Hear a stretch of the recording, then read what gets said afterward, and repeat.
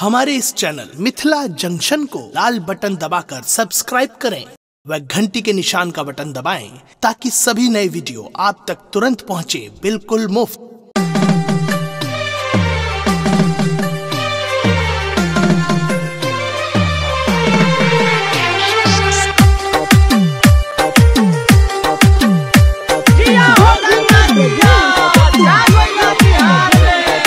नैहर के आवे बड़ी याद भातार में उ नहीं छैसावा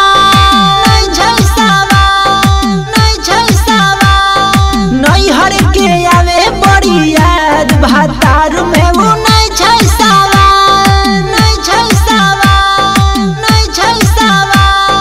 पता चलल अइला के बाद भातार में उ नहीं छैसावा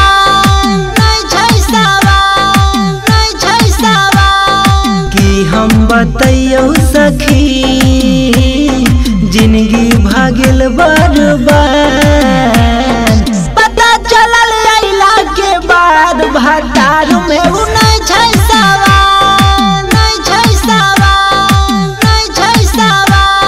नैहर के आवे बड़ी याद भातार में उ नहीं छैसावा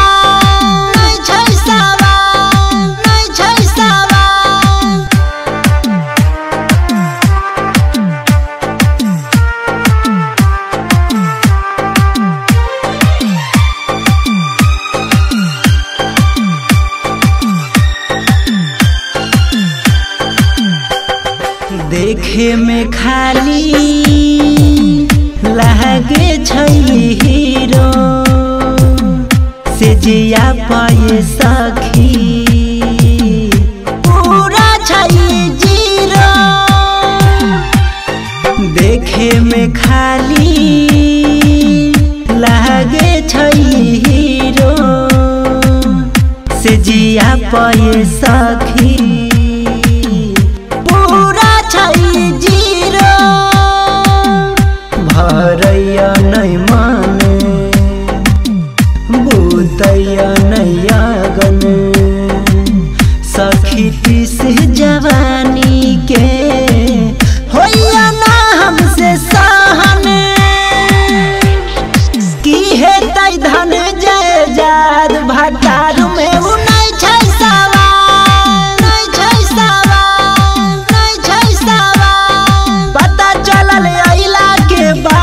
भातार में उ नहीं छैसावा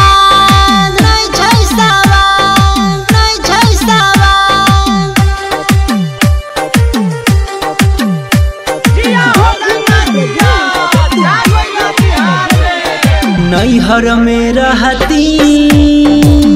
अपना माई से कहती छोरी के हम करा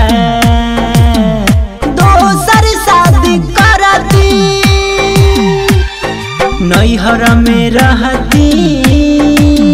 अपना माई से कहती छोरी के हम करा दोसर शादी करती कहियाल काटब से जिया पदुख एकरा से मिलत नैया जिंदगी में कवनो सुख हो जाती हम आजाद भातार में उ नहीं छैसावा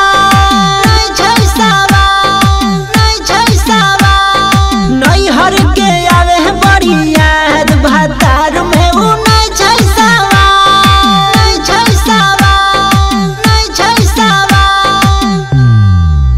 हमारे इस चैनल मिथिला जंक्शन को लाल बटन दबाकर सब्सक्राइब करें व घंटी के निशान का बटन दबाएं ताकि सभी नए वीडियो आप तक तुरंत पहुंचे बिल्कुल मुफ्त।